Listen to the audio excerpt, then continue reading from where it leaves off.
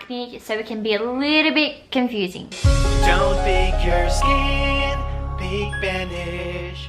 Welcome back to the Acne channel with your girl Liz, aka Pretty Progress 23. So today we're going to talk about the 6 different types of acne, so you guys know how they form, what they look like, how to treat them, and so it's going to be skincare 101. So there are 2 categories: non-inflammatory acne and inflammatory acne. The first category, non-inflammatory acne, are comedones. So this includes blackheads and whiteheads. They're not red or sore or painful. It's usually embedded in the skin and the body hasn't responded to this spot as a form of infection yet. So it's kind of just sitting in the skin and sitting there idly, and it's actually really easy to treat compared to inflammatory acne, which leads me to category 2. This includes papules, pustules, nodules, and cystic acne. This type of acne is usually painful and it's bedded in deep layers. It's usually red and swollen, and it's a bit harder to treat. So let's zoom in and focus on each one of these type of acne so you have a better understanding of each. Number 1 is whiteheads. In most cases, acne happens because of clogged pores, maybe because of bacteria, clogged pores, and dead skin cells. When it comes to a whitehead, it's a closed comedone. So it's a long pore that is closed from the top and it's kind of like underneath the skin. So it's embedded within the skin without having any opening. Okay, try over-the-counter products such as salicylic acid. This really helps. So it dissolves the cement that holds the sticky cells together, and that prevents whiteheads in the future. You can also try benzoyl peroxide. 2.5% is awesome. 10% is way too harsh. It's a marketing strategy to get you to pick the highest percentage, but it actually comes with more adverse side effects, especially if you have sensitive skin. So start with 2.5% and see how you go. The next non-inflammatory acne is called a blackhead. Now with a blackhead, so the top part is oxidized and you get that black spot. You can also try the same method in terms of over-the-counter products such as salicylic acid, benzoyl peroxide. It just takes a little bit longer because the top part is kind of hardened and it's oxidized. I don't recommend pore strips whatsoever. It's a cheap, quick method, but it's only short-term results. When you put the pore strip on your nose, not only is it pulling out the blackhead, but it's also ripping the first layer of your skin, ruining your skin's mantle, making it more irritated in the future.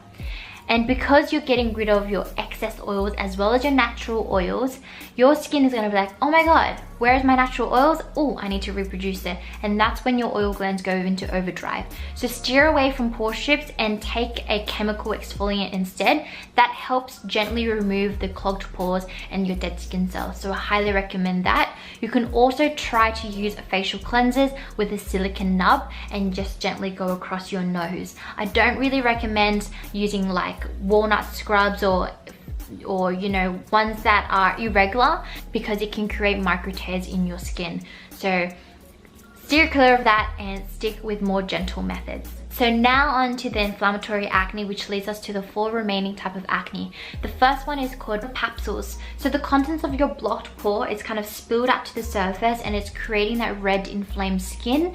But the thing is, there's no pus inside. And again, this can be used as a similar method because it's like bacteria on the outside of your skin. You want to kill that bacteria by using over-the-counter products such as salicylic acid, benzoyl peroxide. But at the same time, when your skin is really inflamed, you want to heal internally. So that means also having, you know, antioxidants, nourishing your body with the right foods so it can calm the inflammation down. The next one is called pustules. So with the name, there is the word pus in it, which means there is pus inside your inflamed zit. And this usually happens in clusters, whether it be on your chest, your face, your back. And you can also use the same method as over-the-counter products. A lot of the times dermatologists and doctors also recommend you to try antibiotics or birth control because hormones in your body can also lead you to have acne. However, I highly recommend you to steer away from antibiotics and birth control because there are a number of side effects where it damages your gut. So what I recommend is, on top of using topical treatments, also try to heal internally, as I said with papule pimples. Nodular acne is the next one. This is a more severe case. So with nodular acne, it's flesh colored or red bumps on top of your skin, and it could be elongated. So it's deep within the tissues, and this doesn't have a head, so do not pop it because you will damage the skin, surrounding skin tissues. And nodules in this case feel like hardened thick knots, Whereas the next one is cystic acne. They're a lot softer and they have pus-filled sac inside. Cyst comes in clusters, and they are also another form of severe acne.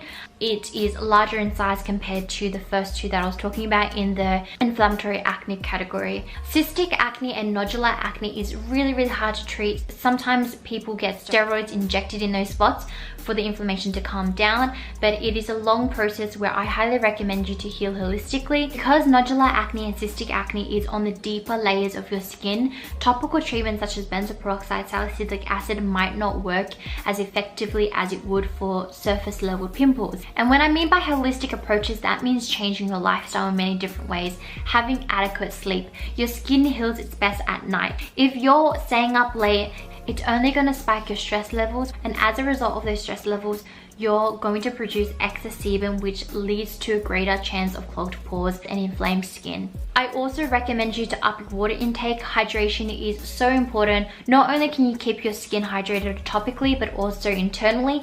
That helps nourish the skin as well. And hydration is important because of your digestive system. If you're eating healthy food and you're not drinking enough water, it's going to lead to constipation. And with constipation, you're just clogging up the toxicity within your digestive system, and your skin is the largest organ. If you're not getting rid of that waste when you're going into the toilet, it's going to show in your face. So that's why it's really important to ensure that you're drinking water, eating the right foods, drinking enough, also exercising to increase that blood circulation. With nodular acne and cystic acne, your blood is very stagnant, and if your blood is stagnant, there is not a renewal of nutrients underneath your skin. So therefore, when you're doing facial massages, when you're exercising and increasing the flow, you have a better chance of healing at a faster rate. So those are some of my recommendations. I hope this video was helpful. Whatever type of acne that you have right now, I hope you find a solution for you, and I hope you also enjoy the journey of finding solutions. So don't just wait for clear skin, but enjoy the ride. It can be really tough to rewire your brain in a way where you see your journey as a positive kind of lesson, a positive journey, but you guys can do it. Big kisses and have a lovely day. Mwah. Bye guys.